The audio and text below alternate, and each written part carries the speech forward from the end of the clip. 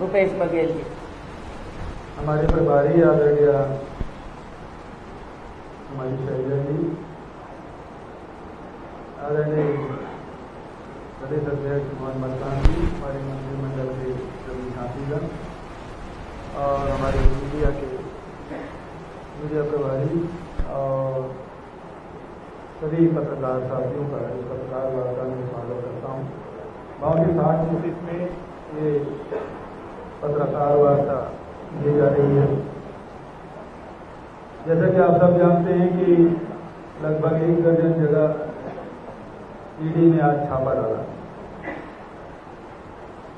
जिसमें हमारे कोषाध्यक्ष राम गोपाल अग्रवाल जी, पूर्व उपाध्यक्ष देवांगन जी, विधायक देवेंद्र यादव जी, संजय अग्रवाल जी,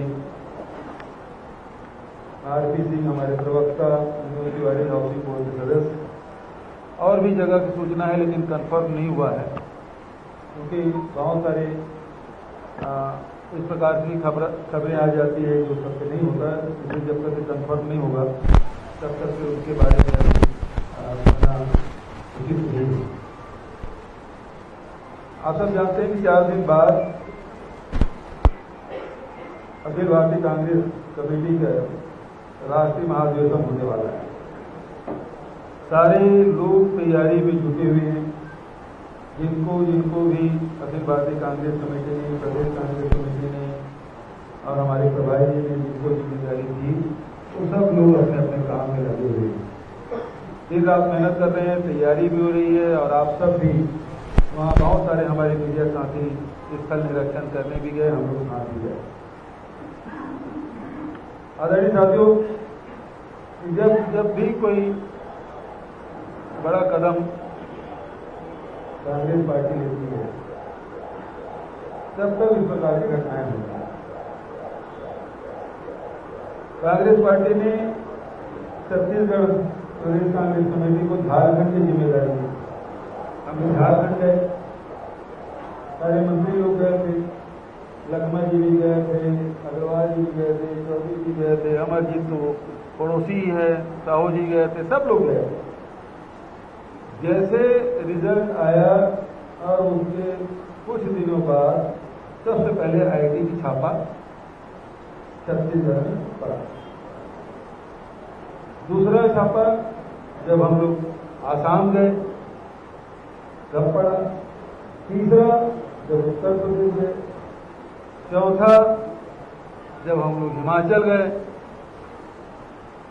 हिमाचल से लौटे और इन लोगों ने छापा डाला।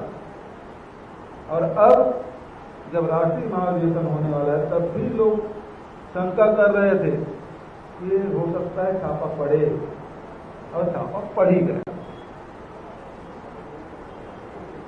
ये दरअसल राष्ट्रीय महाधिवेशन कांग्रेस का जो होगा उसमें आम जनता से जुड़े हुए मुद्दे, देश से जुड़े मुद्दे, नौजवान, महिलाएं, किसान, मजदूर, दलित, आदिवासी, इन सब विषयों की चर्चा होगी। देश के बारे में और विदेश नीति के बारे में भी चर्चा होगी। कृषि नीति पे, आर्थिक विषयों पे, राजनीतिक मुद्दे, सारे प्रस्ताव पारित होंगे। देश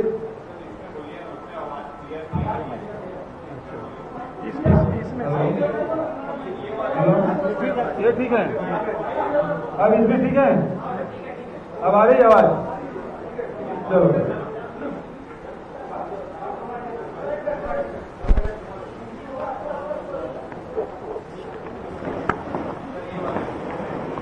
चलो बात हो। चलो अब इसी चालू कर लो भाई, इसको भी चालू कर लो।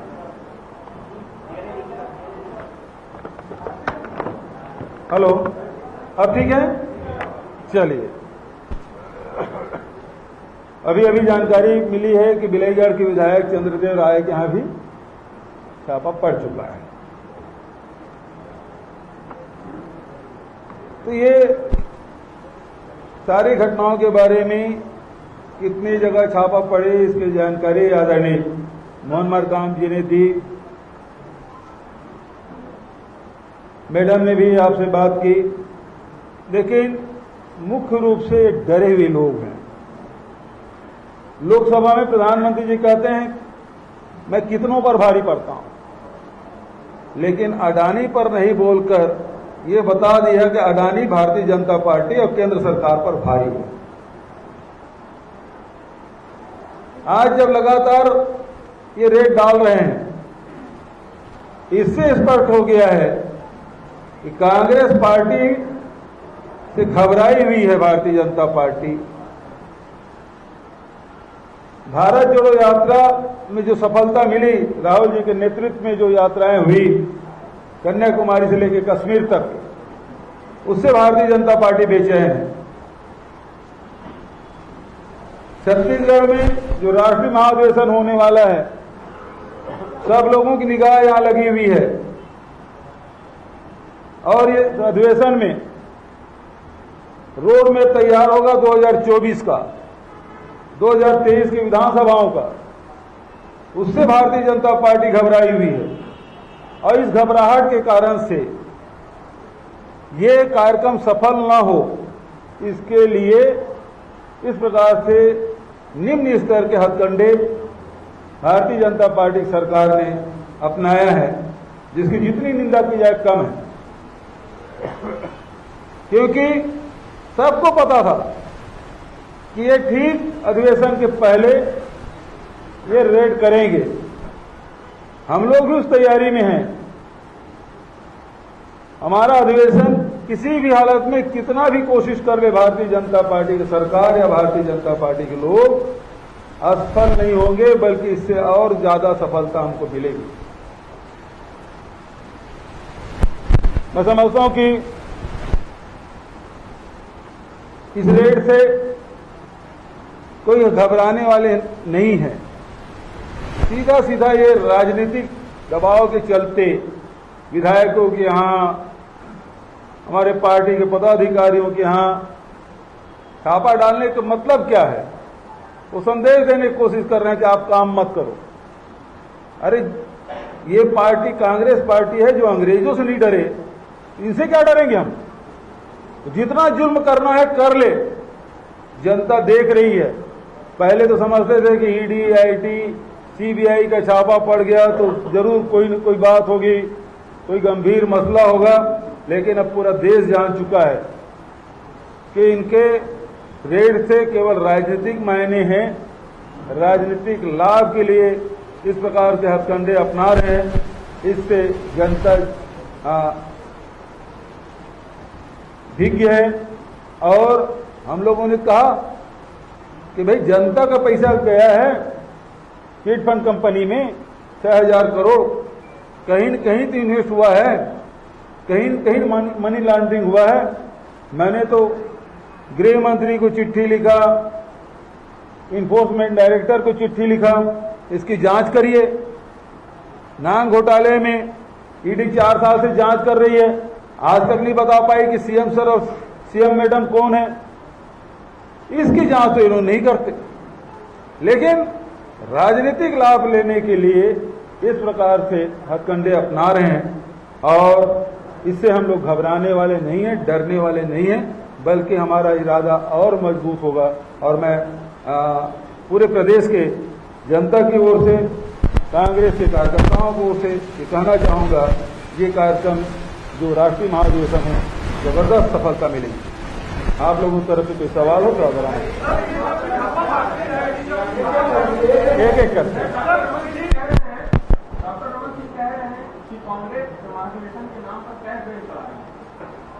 उसको तो वही समझ आता है। वो बताया ना कि जिन कार्यालयों को उद्घाटन किया था चिट फंड कंपनियों का, उसकी जांच की मांग क्यों नहीं करते? और वो रमन सिंह जी जब जब इस प्रकार के छापा पड़ते हैं वो प्रवक्ता बन जाते हैं। जरूर कभी आईटी के प्रवक्ता बनते हैं, कभी ईडी के प्रवक्ता बन जाते हैं।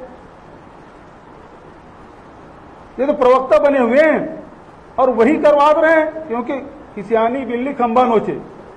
15 साल में जो काम नहीं कर पाए वो 4 साल के सरकार ने कर दिखाया और जनता का दिल जीता है। छत्तीसगढ़ के मजदूर हो, किसान हो, आदिवासी हो, महिला हो, व्यापारी हो, उद्योग जगत हो, सारे तरफ सब तरफ छत्तीसगढ़ सरकार की सफलता का डंका पूरे प्रदेश नहीं पूरे देश में बज रहा है और उससे बेचैन है भारतीय जनता पार्टी और खासकर रमन सिंह। ईडी जब भी कार्रवाई करती है तो बीजेपी के नेता कहते हैं कि ईडी एक निष्पक्ष जांच एजेंसी है, वो अपना रूटीन कार्रवाई कर रही है। कांग्रेस के नेता पर रंजित क्या जरूरत है, जांच के बाद जब आएगा तो दूध पानी का पानी हो जाएगा। एक चीज बताइए, ये किस मामले में जांच कर रहे हैं ये पता है आपको? और अधिवेशन की ठीक पहले करने का आवश्यकता क्या है? अधिवेशन के पहले भी कर सकते थे। यदि जिन मामलों की वो बात करते थे कर रहे हैं उनमें पहले भी कर सकते थे, महीने 2 महीने पहले भी कर सकते थे, महीने भर बाद कर सकते थे। लेकिन ठीक अधिवेशन के 4 दिन पहले करना क्या बताता है? इधर से कोई सवाल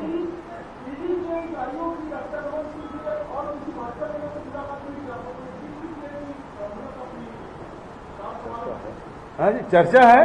पिछले समय आप देखें ईडी के प्रेस नोट के पहले रमन सिंह का प्रेस नोट जारी हो जाता है और हूबहू वही जो रमन सिंह ट्वीट करते हैं, प्रेस विज्ञप्ति जारी करते हैं, वही प्रेस नोट हूबहू शब्दशः जारी ईडी के प्रवक्ता जारी करते हैं।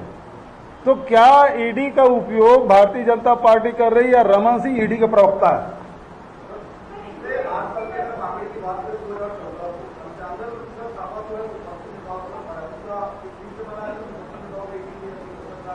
दूसरी बात भी बताऊंगा, आदरणीय मोहन मरकाम जी ने आंकड़े सब दिए किस किस विपक्षी दल को कितने कितने छापे पड़े, ये भी बताना चाहूंगा कि 5000 ईडी के छापे पड़े, अभी तक के उसमें से 33 ही वो प्रमाणित कर पाए। इतना खराब परफॉर्मेंस है उसका।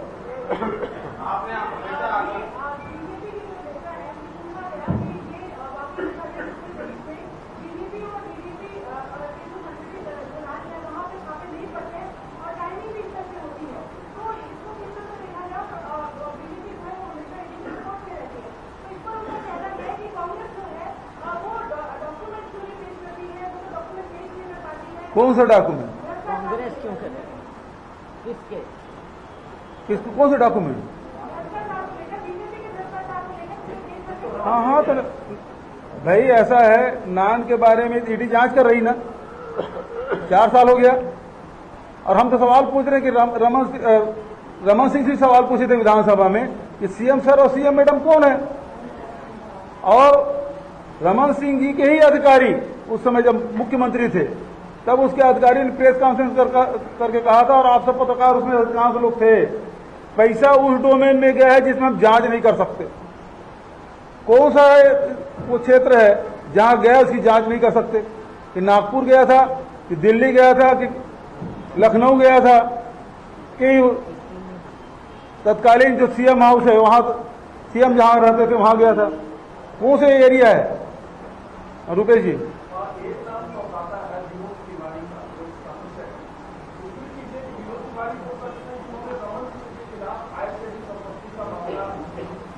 बहुत सही बात।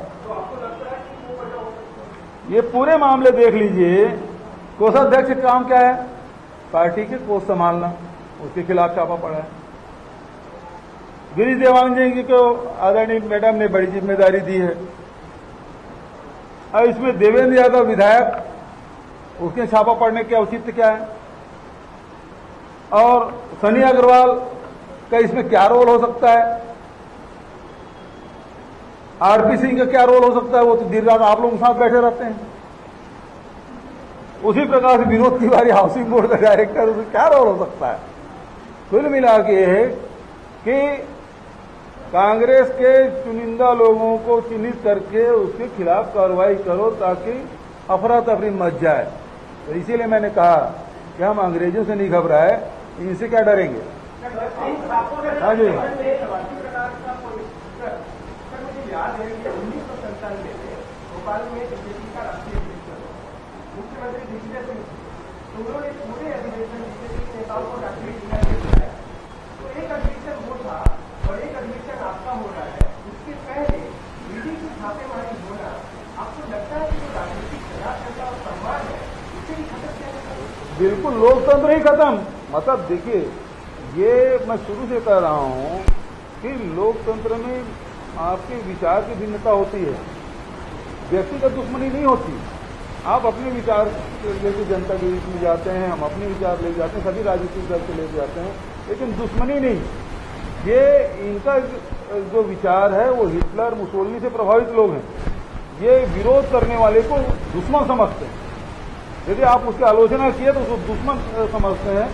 और गांधी जी हृदय परिवर्तन की बात करते थे, ये खत्म कर नहीं पाते, तो खत्म करने वाले लोग हैं। तो जो भी विरोध में उसको खत्म कर दो। आपको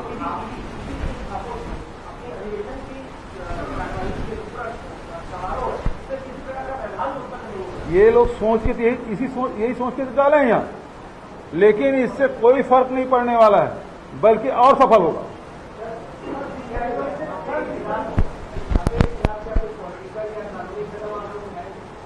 देखिए, इसे विधि सलाहकार को लेंगे ही, और आगे क्या किया जा सकता है उस पर भी विचार करेंगे।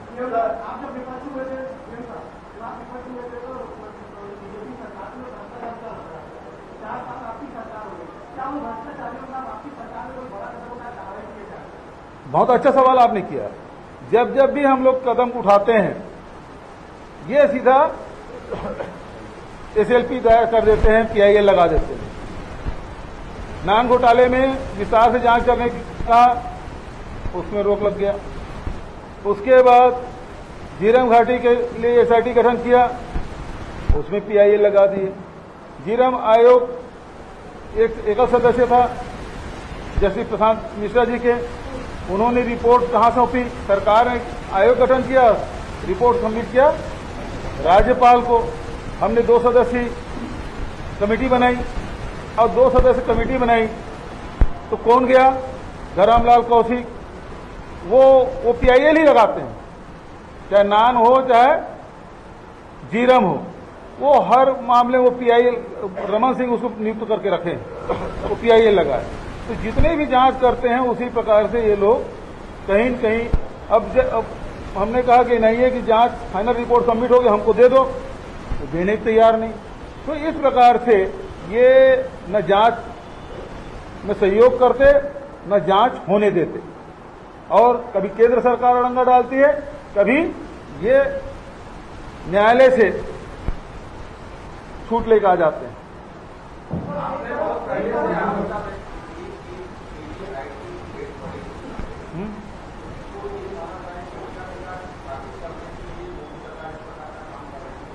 कोशिश किए दूसरे राज्यों में, जिस प्रकार से विधायकों को तोड़ने के लिए कोशिश करते रहे, छत्तीसगढ़ में उनकी दाल गली नहीं। 71 का बहुमत है, और ये लगातार इस प्रकार से हथकंडे अपना रहे हैं। वो तो है ही, परमानेंट स्थायी रह चुके हैं, बना चुके, निवास बना चुके हैं, ये यहीं रहेंगे। और ईडी के जो असिस्टेंट डायरेक्टर है वो हफ्ते में 5 दिन रहते हैं। अब तो यही इन लोगों को छूट मिल गया, जो छत्तीसगढ़ में अधिकारी जो डिप्यूट हुए हैं वो अपने परिवार के साथ यहाँ रह सकते हैं।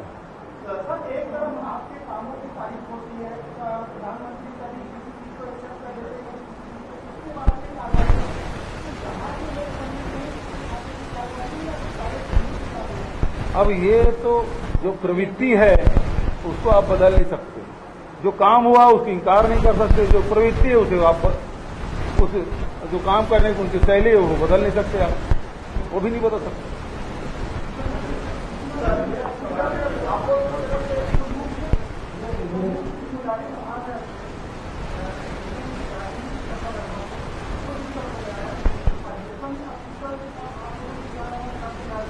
देखिए, वो तो कोशिश यही किए थे कि डिस्टर्ब हो, लेकिन हम आपके माध्यम से कहना चाहते हैं कि कोई डिस्टर्बेंस नहीं होगा। हमारे एआईसीसी मतलब दिल्ली के हमारे नेताओं को, यहाँ के नेताओं को सबको जानकारी है, और सब लोग एकजुट होकर और अच्छे से काम करेंगे। बल्कि हमारी ताकत इससे बड़ी है, और हमारे जोश में कोई कमी नहीं है, बल्कि वृद्धि हुई है, और पूरे जोश शरों के साथ इस सम्मेलन में सब लोग जुटेंगे और सफल होगा।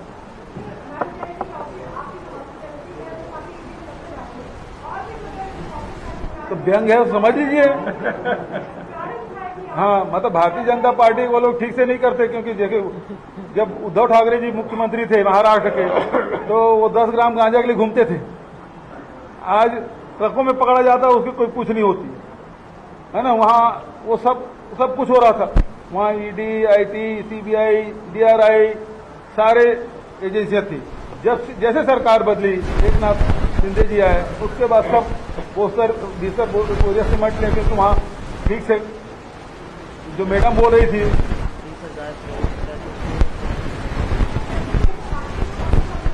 भाई इनको तो चाहिए जो 20,000 करोड़ का जो पकड़ा गया वहां मुद्रा पोर्ट में, उसकी जांच क्यों नहीं करते?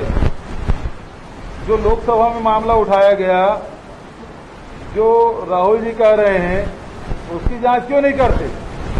अडानी लगातार विभिन्न बैंकों के और एलआईसी के लोन दिया गया है, उसकी जांच क्यों नहीं करते?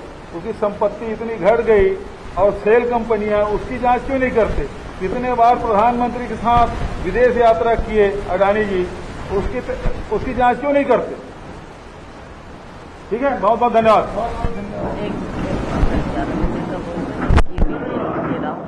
11 बजे जल्दी हो जाएगा, तो बाद में करेंगे, अभी नहीं, बाद में ना होता। चलिए, बहुत बहुत धन्यवाद। अभी क्या है, देखना पड़ जाएगा और उसके